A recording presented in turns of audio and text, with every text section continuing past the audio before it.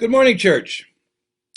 Well, here we are on St. Patrick's Day, and as you can see, I'm wearing green. Well, Pastor, I thought you were Scottish. Well, I am, but you have to know that on my grandfather's side, we were Scots. This is on my paternal grandfather's side. But on my paternal grandmother's side, she was Irish, English, Scottish. And I have a dear friend named Robin Mark, who maybe some of you know as the wonderful Christian singer from Belfast, Ireland. And as we were having breakfast one morning, he said we were talking about our ancestry, and when I explained who my grandmother was, he says, "Oh, I bet that was a quiet household." No, it wasn't. Anyway, I digress. So here we are on St. Patrick's Day, and I'm wearing green because I don't want to get pinched by a leprechaun, which is what they say happens on St. Patrick's Day to those who do not wear green. So, friends, keep your eyes out for leprechauns with pinchy fingers. So, I want to give you a little bit of a history about St. Patrick. I know you're itching to know who St. Patrick was. I know I was because I learned things today that I did not know. And I got this from the History Channel, which is largely what I am quoting from this morning. First of all, St. Patrick, you know, is the patron saint of Ireland. And he's one of Christianity's most widely known figures, but for his prevalence in culture, and namely the holiday today named after him, because this celebrates or acknowledges basically his death, which came in about 462 AD. His life is somewhat of a mystery. There's a lot of weird things that happens with St. Patrick. Okay, many of the stories traditionally associated with him, including the famous account of him banishing the snakes from Ireland, and I'm sorry to tell you this, friends, they're false. They come from years of exaggerated storytelling. Now, friends, if you have Irish friends or you are Irish yourself, you know that there couldn't possibly be any exaggerating storytelling, right? Well, now, here's one that is going to probably get me in lots of trouble with my Irish friends, but I have to tell you the truth. St. Patrick, he was not Irish. St. Patrick was actually born in, well, it says here Britain, but he was born in England. St. Patrick was born in England, and they've written Britain because Britain at the time was under Roman occupation. His parents were Roman Britons, so they were English, but they were Roman English. And his parents were wealthy, and it was near the end of the fourth century. It's believed he died again around 462 A.D., but he was born late in the fourth century. Although his father was a Christian deacon, it was suggested that he was only such so he could get away with not paying a lot of tax.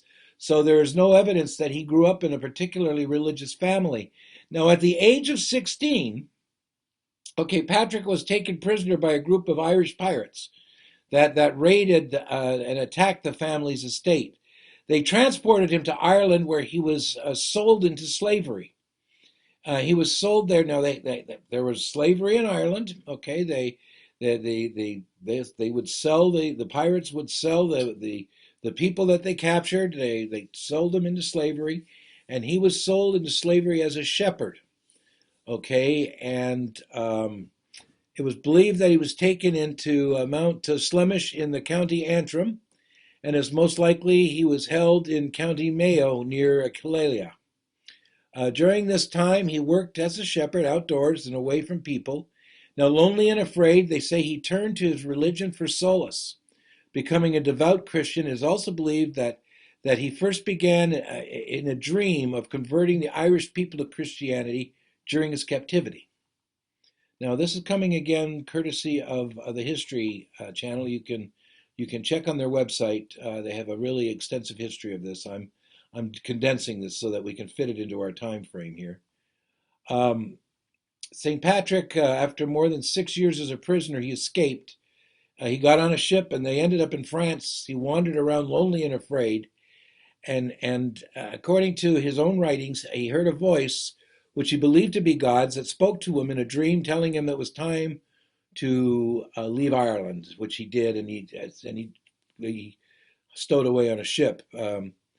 And then when he got there, he turned around to go back to Ireland, and he walked almost 200 miles. He walked where it is. He walked into the, where he got to the Irish coast and escaped to Britain. Patrick reported that he experienced a second revelation. An angel in a dream tells him to return to Ireland as a missionary. Soon after, Patrick began a religious training course, a study of lasted more than 15 years. After his ordination as a priest, he was sent to Ireland and he became a bishop. And he went as the dual mission to minister to the Christians already living in Ireland and to begin to convert the Irish. Interestingly enough, this mission contradicts the widely held notion that Patrick introduced Christianity to Ireland. He did not. It was already there. Now, what Patrick did next is probably what he is most famous for, and that is that the people in Ireland were mostly pagans. And when they were most familiar with in the Irish language, Gaelic, if you want, however you want to pronounce it, and their culture, which was a pagan culture. So Patrick chose to incorporate traditional ritual into his lessons of Christianity instead of attempting to eradicate the native Irish beliefs. So, for instance, he used bonfires to celebrate Easter since the Irish were used to honoring their gods with fire. He also, and this is something that we see even today, he also superimposed the sun, the powerful Irish symbol, into the Christian cross to create what is now called the Celtic cross, so that the veneration of the symbol could seem more natural to the Irish. You see it today, the Celtic cross, the big broad cross with the sun in the center of it. Although there were a small number of Christians on the island when Patrick arrived, most Irish practiced the nature-based pagan religion. The Irish culture centered around a rich tradition of oral legend and myth. When this is considered, over the centuries, spinning exciting tales to remember history has always been a part of the Irish way of life. Now, to leave you, Patrick was never canonized as a saint. He may be known as the patron saint of Ireland, but Patrick was never actually canonized by the Catholic Church. This is simply due to the era in which he lived. During the first millennium, there was no formal canonization process in the Catholic Church. After becoming a priest and becoming then a bishop and helping spread Christianity throughout Ireland, Patrick was likely proclaimed a saint by popular acclaim. There you have it, folks. Then from there, St. Patrick's Day is celebrated. Now, this is titled Who Was St. Patrick? And the website is history, and the author is the history.com editors. Now, you can check online.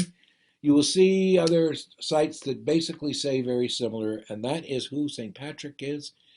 Go out and those of you who are Irish blood, celebrate St. Patrick's Day. Be proud of your heritage.